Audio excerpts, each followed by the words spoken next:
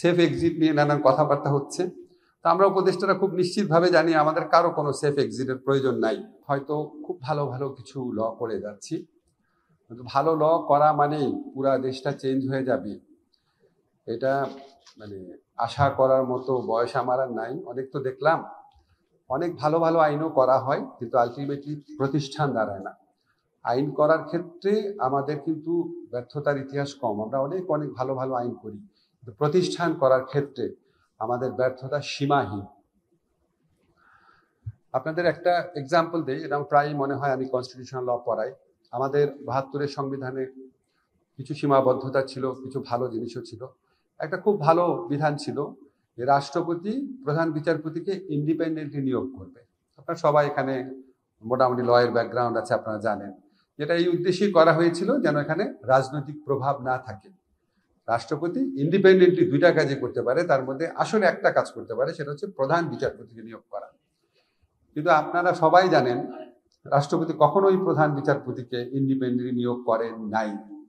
প্রধানমন্ত্রী ইচ্ছা অনুযায়ী বাংলাদেশে সবসময় প্রধান বিচারপতি নিয়োগ পেয়েছে, এবং আমরা এই ক্ষেত্রে এমন প্রধান বিচারপতিও পেয়েছি যারা মানবাধিকার লঙ্ঘনের ক্ষেত্রে নেতৃত্ব দিয়েছেন, বাংলাদেশের নির্বাচন ব্যবস্থা ধ্বংস করার ক্ষেত্রে নেতৃত্ব দিয়েছেন, বাংলাদেশের গণতন্ত্র ধ্বংস করার ক্ষেত্রে নেতৃত্ব দিয়েছেন, এবং যারা গুম, বিচার বহির্ভূত হত্যাকাণ্ড, এই সমস্ত নিজের চোখে দেখে সমস্ত কিছু উপেক্ষা করেছেন, এবং যেই সমস্ত বিচারক এই মানবাধিকারের লঙ্ঘনের পক্ষে সোচ্চার ভূমিকা রেখেছে তাদের শাস্তি দানে ব্যর্থ হয়েছে। আনফর্চুনেটলি এই ধরনের বিচারপতিদের কেউ কেউ এখনো আমাদের এখানে রয়ে গেছে।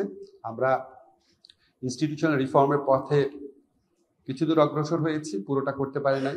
পরের যারা ইলেক্টেড গভর্নমেন্ট আছে তাদের কাছে এই দায়িত্বটা থাকলো। আমি এই কথাগুলো এই জন্য বললাম যে আমরা ভালো আইন হলে আমরা যেন খুব আশাবাদী হয়ে না যাই। ভালো আইন হচ্ছে একটা ফাউন্ডেশন করে আপনি বসায় রাখলেন, তার উপর একটা খারাপ একটা বিল্ডিং বানালেন, ওই ভালো ফাউন্ডেশন তো লাভ নাই। এই যে প্রতিষ্ঠান গড়ার কাজটা, এটা একটা নিরন্তর প্রক্রিয়া। আমি নিজের কাছে মনে হয়, আমি সরকারে এসে আমার সবচেয়ে বেশি যে জিনিসটা মনে হয়েছে, আমাদের প্রতিষ্ঠান গড়ার ক্ষেত্রে আমাদের অসীম সীমাবদ্ধতা রয়েছে, বিভিন্ন ধরনের সীমাবদ্ধতা। আমরা প্রতিষ্ঠানকে এটা বুঝি না, আমরা ব্যক্তি বুঝি। আপনি বলতে পারেন যে শুধু পলিটিক্যাল পার্টি না, সমস্ত জায়গায় আমরা ব্যক্তি কেন্দ্রিক। আমরা আশা করব এই হিউম্যান রাইটস যে আইনটা হয়েছে, এই আইনটাতে আমরা যে সত্যিকার অর্থে একটা শক্তিশালী হিউম্যান রাইটস প্রতিষ্ঠান যেন গড়ে তুলতে পারি।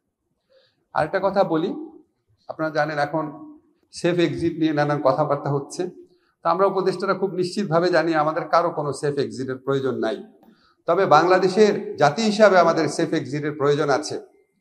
আমরা এই যে গত 55 বছর দুঃশাসন দেখলাম, গুম দেখলাম, বিচার বহির্ভূত হত্যাকাণ্ড, ব্যাংক লুট করে ফেলে, জনগণের সাধারণ মানুষের আমানতের রাখা টাকা, এসালমের গ্রুপের কাজের লোক, ড্রাইভার, এদেরকে শেয়ার হোল্ডার বানায় লুট করে নিয়ে যাচ্ছে। এরকম একটা ভয়াবহ, অসুস্থ, আত্মধ্বংসী রাষ্ট্র কাঠামো থেকে আমাদের সেফ এক্সিট প্রয়োজন এই জাতির, এবং এটার জন্য আমাদেরকে কিছু কিছু প্রতিষ্ঠানকে অত্যন্ত শক্তিশালীভাবে গড়ে তুলতে হবে। আমি মনে করি এর মধ্যে সবচেয়ে ইম্পর্টেন্ট হচ্ছে উচ্চ আদালত এবং সংসদীয় কমিটি, এবং এর সাথে সাথে আরো কিছু জবাবদিহি প্রতিষ্ঠানকে আমাদের অত্যন্ত শক্তভাবে দাঁড় করাতে হবে। তার মধ্যে সবচেয়ে উল্লেখযোগ্য হচ্ছে হিউম্যান রাইটস কমিশন। এটা যদি আমরা করতে ব্যর্থ হই, আমাদের এই রুমে যারা আছি, আমাদের বিদেশি বন্ধুরা ছাড়া, আর এই রুমের বাইরে বাংলাদেশে যে মানুষজন আছে, তারা যে কেউ যে কোনো সময় গুরুতর হিউম্যান রাইটস লঙ্ঘনের শিকার হতে পারে। কাজে একটা শক্তিশালী হিউম্যান রাইটস কমিশন স্থাপন করা শুধু সরকারের, আইনজীবীদের, অ্যাটর্নি জেনারেল বা সমাজের কোনো স্পেসিফিক অংশের মানুষের দায়িত্ব না, এটা আমাদের বাংলাদেশের প্রত্যেকটা মানুষের দায়িত্ব। আশা করি এই দায়িত্বটা আমরা আগের চেয়ে অনেক ভালোভাবে এবার পালন করতে পারব।